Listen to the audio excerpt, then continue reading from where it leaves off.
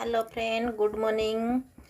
आज आम बंधा कोबीर छतु भजा तैयारी करवा। चलतु ऑलरेडी आमर कड़ाई रे तेल मु पकई देछि।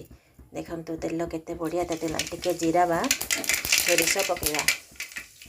देखंतु छेची रखिथिबा रसुण को पकईवा, छेची रखिथिबा अदा को पकईवा, यापर मरचुंग पतर पकईवा।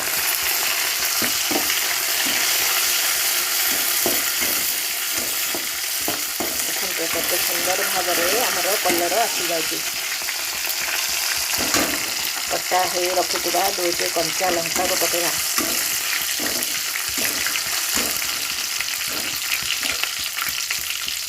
कटा होइथिबा पियाज को पकईवा।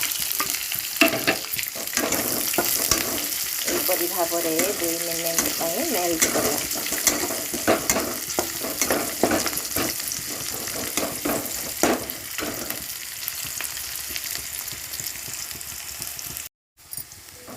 देखंतु सांग माने आमर ऑलरेडी पियाज अदा रसुण केते सुंदर भाव में कलर पड़ा आसलानी। एपरी भाव में 10 मिनट बा 2 मिनट फ्राई करेंगे।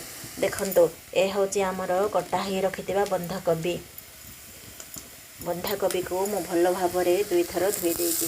देखंतु एपरी भाव में पकेइबे। एरा चुना चुना करी काटिथिबे बा छोट छोट करी काटिथिबे। बंधाकोबी रे आज आमर छतु भजा तैयारी होबो।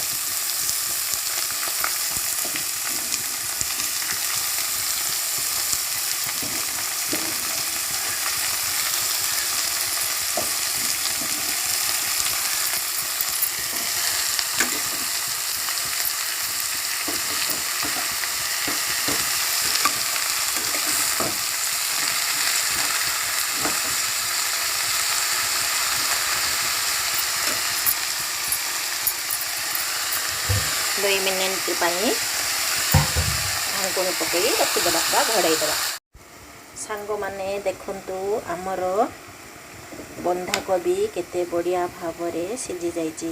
कलर भी बढ़िया आसुछि। देखंतु बंधाकोबी रो छतु भजार क्वांटिटी अनुसार लूण पकईबे। किछि हलदी गुंड भी पकईबे।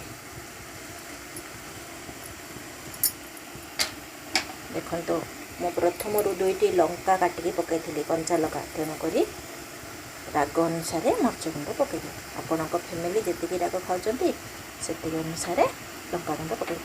देखंतु आपण माने चाहिले स्लाइट मसला गुंड भी पकई पारिबे। घर मसला हो बा किना मसला हो। देखंतु एपरी भाव में पकईबा परे पुणी 10 मिनट घोड़ाईदेवा।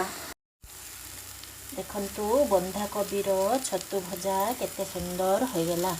कलर भी बढ़िया आसुची। वाह कि सुंदर। फाइनली आज आमर बंधाकोबी रो छतु भजा तैयारी हो गला।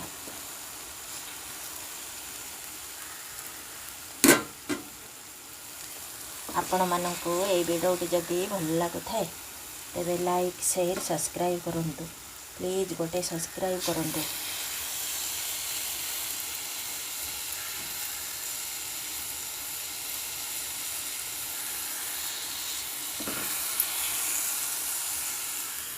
देखंतु एपरी भाव में तैयारी करी खाइबे। देखंतु फाइनली आज आमर बंधाकोबी हो गला।